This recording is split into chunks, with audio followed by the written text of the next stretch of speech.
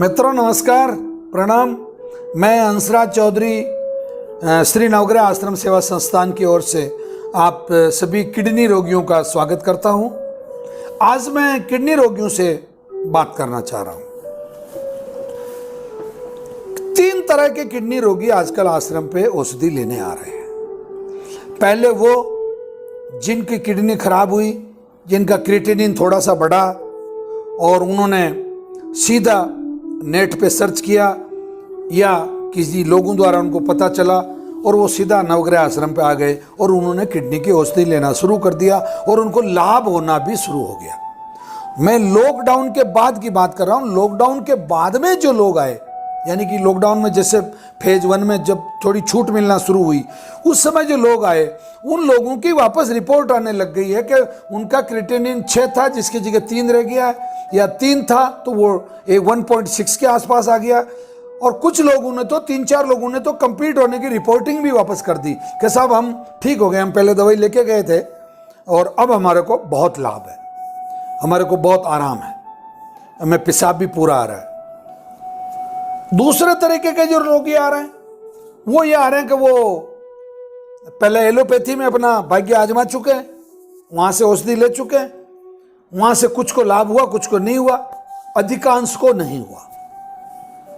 वहां से वो आए, यहां से औषधि लेना शुरू किया, लाभ तो है उनको, परंतु उतना लाभ नहीं है। इसके पीछे कारण जब हमने पता किया, जब हम बहुत ध्यान से सुनना किडनी के रोगी, इस पूरे वीडियो को अंत तक सुनना। प्रत्येक किडनी रोगी, ये उसके लिए लाइफ लाइन है, जीवन रेखा है ये वीडियो किडनी के रोगी के लिए।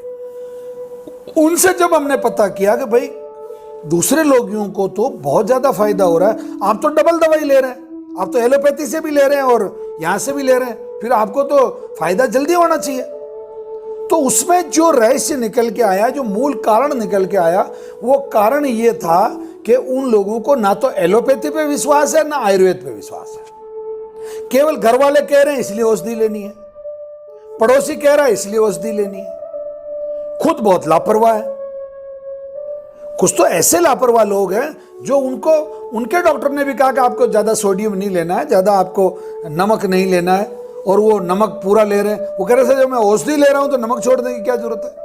अरे भैया, नमक की वजह से तो तुम्हारी किडनी खराब हुई है, और तुम अगर नमक लगातार लिए जा रहे हो तो फिर ठीक होने का तो कोई चांस ही नहीं बनता तुम्हारा। तो दूसरे इस तरीके के रोगी हैं, तो उनको मेरा ये निवेदन है, दूसरे प्रकार के जो रोगी हैं उनको मैं ये कहना चाहता हूं कि एलोपैथी की दवाई आपको एकदम बंद नहीं करनी है, स्टॉप नहीं करनी है। उसको धीरे धीरे रिड्यूसली, मतलब उसको टैपर रिड्यूस तरीके से, मतलब धीरे धीरे सीढ़ी उतार तरीके से कम करनी। जैसे उदाहरण के लिए अभी आप 100 mg की गोली ले रहे हैं तो उसकी जगह आपको 1 महीने बाद 75 mg की, फिर 1 महीने बाद 50 mg की, फिर 1 महीने बाद 25 mg की, इस तरीके से आपको उस गोली को कम करनी। एक तरीका तो ये। दूसरा तरीका ये कि आप जब जांच करवाते हैं हर 15 दिन में, आपका क्रिएटिनिन कितना है, आपका हीमोग्लोबिन कितना बढ़ा है, इसमें जितना सुधार होता है उस सुधार की तुलना में आपको गोली कम करनी है। ये आपको विशेष तौर से ध्यान रखना। अब तीसरे तरीके के जो रोगी हैं वो है डायलिसिस वाले लोग, जिनका डायलिसिस चल रहा है। डॉक्टर के पास गए, कुछ एक पेशेंट तो ऐसे देखने में आए इन दिनों में कि जिनका 5 या 6 क्रिएटिनिन था, 7 था, 8 था, 8 पे उनका डायलिसिस शुरू कर दिया। जबकि मैं आपको सच्ची बता रहा हूं, मेरे अनुभव से बता रहा हूं, मैंने ऐसे पेशेंट देखे जिनका 14 क्रिएटिनिन था, 15 क्रिएटिनिन था और उनका डायलिसिस शुरू नहीं हुआ था, और उन्होंने यहां से औषधि ली और वो ठीक हो गए बिना डायलिसिस के। औषधियां ली, आयुर्वेद की औषधियों में बहुत दम है, बहुत जान है, बहुत दम है। औषधियां ली और वो ठीक हो गए। वो क्यों हो गए?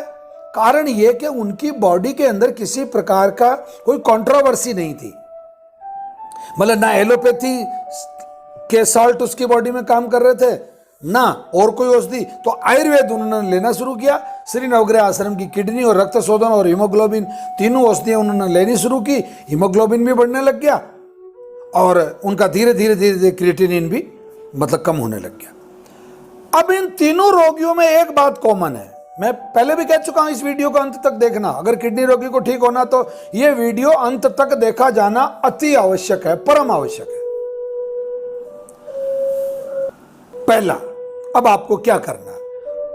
वेरी फर्स्ट पहला काम आपको यह करना है कि आपको 24 घंटे में आप जब भी पेशाब करते हैं, जब भी आप मूत्र त्याग करते हैं, तो आपको अपना पेशाब नापना है, मूत्र को नापना है।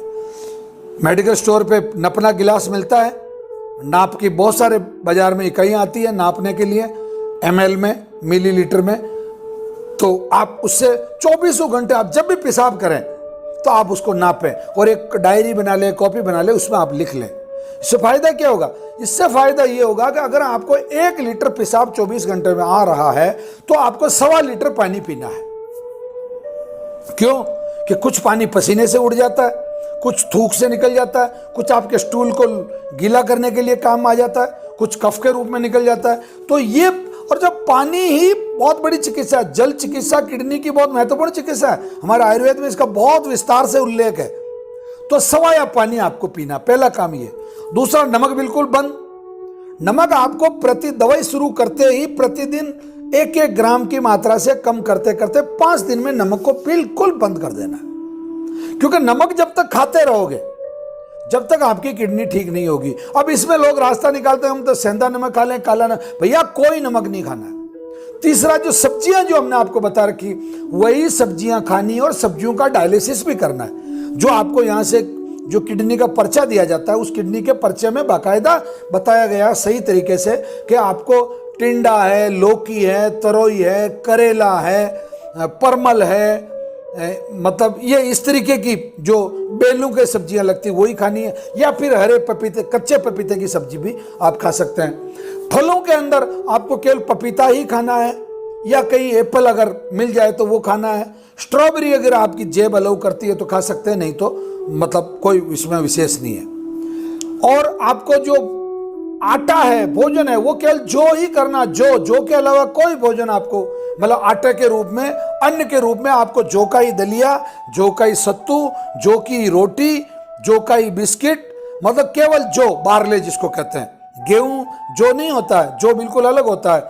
तो वो जौ की ही रोटी आपको खानी है और प्रसन्नचित रहना है। हल्का हल्का सा प्राणायाम या व्यायाम जो हल्का कर सकते हैं, बहुत ज़्यादा नहीं करना, अधिक शरीर को तकलीफ नहीं देनी है।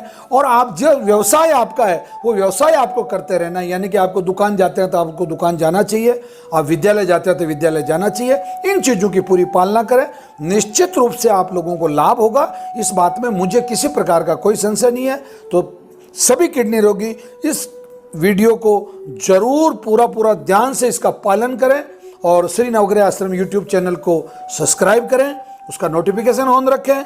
हंसराज चौधरी चैनल को सब्सक्राइब करके रखें, नोटिफिकेशन ऑन रखें। इसी के साथ आपको बहुत जल्दी स्वस्थ होने की शुभकामनाओं के साथ मैं रक्षाबंधन की अग्रिम शुभकामनाएं आपको देता हूं। धन्यवाद, प्रणाम।